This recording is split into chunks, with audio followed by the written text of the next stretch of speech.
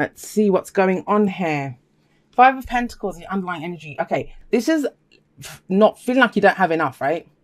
There might have been a rejection of some kind, something that you were going for, and it's the poverty card. Emotional poverty, financial poverty, whatever it is, you just don't feel like you have enough. Well, going into this week, there might be kind of that kind of scarcity and thinking like, what the hell do I actually have? The kind of thing that I think a lot of people don't say about the Five of Pentacles is that help is available. Help is available there, but sometimes we reject it because maybe there's like a price tag attached to it, right? You know, someone says that they'll help us, but then we're going to be like indebted to them for the rest of our lives. We have to kind of give them our firstborn child or something. It's that kind of an energy sometimes. So there can be help available, but we just say, no, I'd rather do it alone. I'd rather go on my own. And that's where the rejection is. You reject the help, but there usually is some form of rejection here. Now, it's a general reading, so it can go both ways. Maybe you've rejected someone.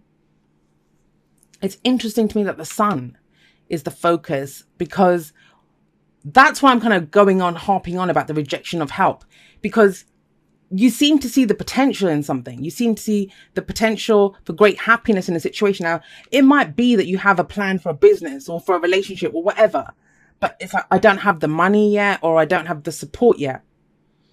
But whatever it is, I don't think you're willing to compromise on it. That's with the whole sun thing. There is this kind of level of optimism that comes in with the sun, which is pretty remarkable here with 2 5s sat on either side of it. So we've looked at the Five of Pentacles. Now we have the Five of Swords coming up as the pastor foundation. Remember, this is last week, last month, last year. It doesn't matter. It's the fact that it leads to where we are right now. And the Five of Swords, it's an argument, right? It's conflict. It's someone who's willing to do whatever it takes to get what they want. But it's usually seen as an empty victory because no one clearly wins here. But, you know, sometimes we're happy to pay the price for it. We're happy to pay the price. And that's kind of like a theme. Think about it. This person is willing to fight for what they want. To take this, even if it means losing the friends or losing whatever those people meant to him. It cost him something. Here, this person's willing to reject the help if it means they get to go. There's a level of independence here now. Whenever 5s show up, I always call them the agents of chaos, right? They are the agents of chaos because it feels very intense when they're happening. Now, I'm wondering if it's because you very clearly see where you're going. You very clearly know where you're going and you're not willing to compromise on that. That you've been through too much to kind of give up control or give up something at this point. That's coming through very strongly. There's a very determined energy in this reading. Very determined. We have 2 cards of illumination here. So it's not like you don't know. You know. You know what your truth is. Trying to see. I mean, that's just pretty... I don't even know the last time I saw the 2 5s like that on either side of the sun. That's pretty spectacular. Because if this wasn't here, this would be really... And it might be. It doesn't mean that you still can't feel this as intense, right? But it's here with we see the potential. And that's the sun. The sun is childlike joy. It's innocence. This is not just, you know, kind of winging it. This is, I know where I'm going. I know how I feel about this. When the sun shines, it reveals everything to us. You know, nothing is hidden. No effort is required to see what's there. That's how we see the potential. And that's how you know where you're going. Your focus, you're kind of like, your focus is directly, your blinkers on, screw this stuff that's happening on the sides. I know where I'm going. And you know, you do, because we have the Ace of Wands sat right underneath that, but I'll get to that in just a moment. Now, where does all of this lead? Well, we have the Knight of Swords coming up in the present. Like I said, that's your energy. That's air energy, Gemini, Libra, Aquarius. But the thing with the Knight of Swords is he knows his truth. He knows what his truth is. And he's willing to act, and it's very spontaneous energy. He comes charging in out of nowhere, kind of blurts out his truth. So just going to say this, Gemini, you guys might be unleashing your truth on a few people. And it's not always the most pleasant of truths. It is the truth. It is the truth, but it's not always the most pleasant. I mean, it could be with the Five of Pentacles here. If someone's trying to offer you something and you're like, well, I don't need it. You know, I'm fine on my own. I'll take care of it. I'll do it myself. Because you know there's strings attached. That's what I was trying to say before. Price tag. Strings attached to whatever the help is or the offer is. Now, for others of you, I'll just say this because it can be flipped, right? It might be that you're in this situation and somebody else comes in, because the Knight of Swords can come in from anywhere. And that's someone that you kind of, it doesn't mean that they're an air sign. They might have those kind of qualities. They come in and speak some truth to you. And the fact that it's swords coming up, Knight of Swords, you kind of connect to them. They're on your wavelength. This is someone that you can understand. But I think this, for most of you, this is you. You acting on your truth, speaking your truth, fighting for your truth, fighting for your beliefs. There's a very strong core belief here. Like, you cannot be budged from this. A very kind of resolute, very stubborn energy. Even though we don't have cards like the Emperor and stuff coming out, there's that kind of determination. Anyone who can still shine like the sun with this crap on either side, yeah, they know what they're doing. They know where they're going. They know what their truth is. And that's you. You know that. So where does this lead? If you speak your truth, act on your truth, go fight for your truth, what comes in? The Ace of Wands. Now, this is the beginning of something new. Aces are, yes, the opportunities that come in. And the Ace of Wands in particular, it can be a new project, a new creative venture, something that gets you really passionate, excited, and enthusiastic. It can be the second chance in a situation as well. It doesn't always have to be a brand new situation. But it's kind of like the fire comes back in, and you bring the fire, Gemini. You bring the fire. I see you guys doing it because you're the one that's blazing this kind of trail down the middle. Look at the colors here. You can see it. This all looks kind of drab, apart from the moon there, but you know, kind of drab and grey and dark and stuff. And you're like, no, I know this. You're kind of lighting up the way. And you may get people telling you that, you know, you have no idea what you're doing, Gemini, but you do. Maybe that's why you have to speak your truth. Just tell people to shut up. I've gone through too much to stop now. Like, this changes a person when they go through that, especially if you're the one that was left without the swords. If someone did this to you, you're not ready for it to happen again. You're not ready for it to happen again. But remember, it's general. So if you did this to someone, that could be someone else speaking their truth now. But whatever comes out of this, I think for you, it works out really well because it's being lit up with all this energy down the middle. What's the advice? The advice is the Moon card. Now, the Moon card itself is also a card of illumination. But whereas the sun illuminates everything and it makes us happy and we can see the potential, we see the path ahead, the Moon's the opposite. Everything's in shadow when the Moon shows up. We can see part of the pathway, but we can't see all of it. Now, the bits that we can't see, that's the shadows. What's in the shadows? Well, our fears and our doubts tell us what's in the shadows. So I don't think there are actually any kind of literal shadows. The Moon card here, it's about, I think for you, it's about, can you walk this path in faith? And even if there are shadows, think about it. The sun's already shining here. It's illuminating everything. But you still, what's the doubt? Is it this? Is it because you're worried this will happen again?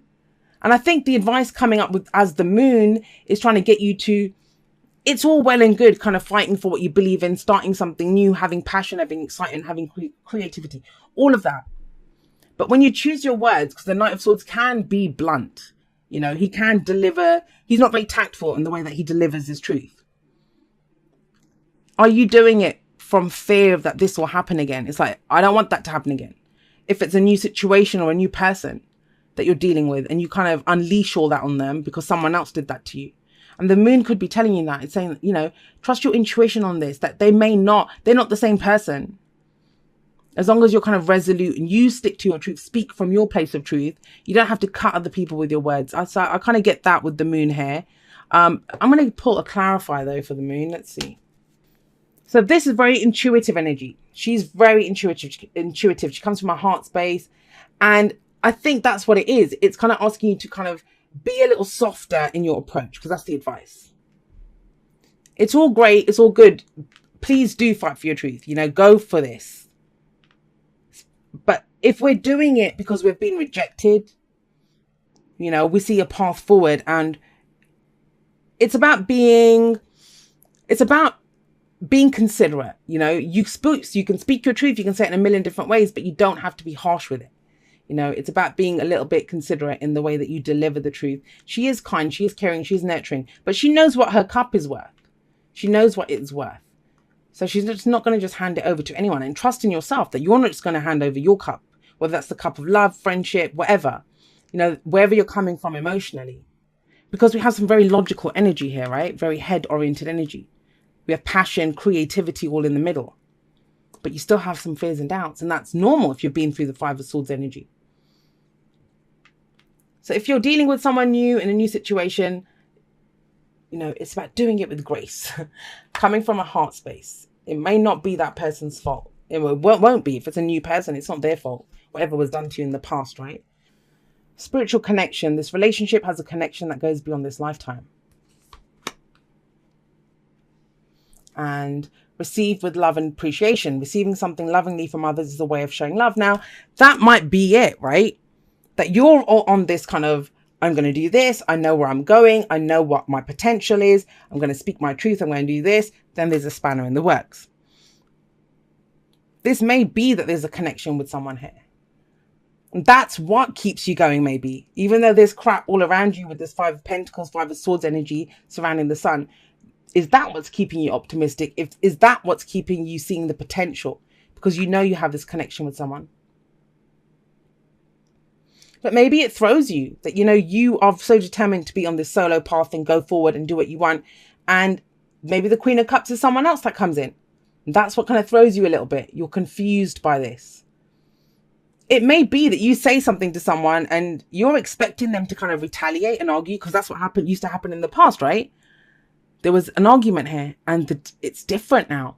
You know, instead you meet a Queen of Cups type energy. And that's how there's this beautiful new beginning that comes in here. I love this reading, Gemini. It's so interesting. Yeah, a change in the wind. Now, a change in the wind, it is, you know, when we can sense something's about to shift, something is about to change. And whether that's because, you know, you believe that with that the sun showing up here, it's going to change. Or if you're going through this and the moon's that, oh my God, are things going to change? It is a little bit like the Tower card, but you kind of know it's going to happen. That's what a change in the wind is. And that's not necessarily a bad thing. Even if you can sense a storm coming, even if you can feel something like that coming in, it never lasts, right? And it kind of feels like it kind of clears the air. You know, after a good rain where it kind of cleanses the world almost and it washes everything away. There's a shift coming in, you know, if you've been braced for impact, if you've been fighting for something, you've had kind of eyes forward, centered, focused on where you're going. You've taken all the steps, said everything you need to, and you're starting something new. Things are changing. Things are changing. And, you know, I'll say hats off to those of you that this message resonates with, because it's almost like you've kept going despite this. Like you've just not looked left, not looked right. You've just kept going forward. The sun is guiding me. I'm going to follow the sun. And like I said, for some of you, it's some connection that's kept you going. Where you've had faith, where, you know, other people wouldn't have had. It says, dear you, check in occasionally with yourself about your motives behind actions you plan on taking. See, that's what I mean. Don't do it from a place of, well, I got screwed in the past. I'm not going to let anyone do that now. Especially when you have an end game in mind. Is the source of your motivation desire or entitlement? Maybe you're drawn to a certain path because you think it will bring you a feeling related to the outcome you seek, like safety or wholeness. Know that you will see a reflection in the outer world of the motive that drives you forward. Do you need a motive? Can you simply be pulled in the direction your soul calls you toward joy, discovery, growth, or adventure? This is adventure, right? Participating in something compelling and meaningful without trying to define it. If you can step forward, surrender to whatever spirit has in store for you, you'll be amazed at how things turn out. Check your motives and hand them over to spirit. Everybody here wants the best for you. Life loves you more than you know. So there is that. I got a little bit of that here. And maybe that's the moon. That's trusting your intuition and the softer side, right? That you don't have to just cut someone down. No matter what, it's about showing grace under fire. And I think you have done already. It's about going forward with that. And especially not, I'm just going to say this and it might just be for one person, or maybe you're dealing with someone like this. There's a kind of sense of like vengeance here. If this was done before, I'm going to go fight for this and have vengeance. But this is not about that. This guy doesn't fight to kind of show someone else. He does it just to fight for his ideals, for his beliefs and stuff. It's not about cutting down anyone else. It's all about what his own thoughts and ideas are. He fights for himself, for his king, for his whatever, his beliefs. So I would just be very mindful of that, because otherwise, you know, it's amazing energy. Focus on this in the middle, and you have been. That's the whole point of this. You have been focusing on this kind of trail, the trail that you're blazing down the middle of your reading.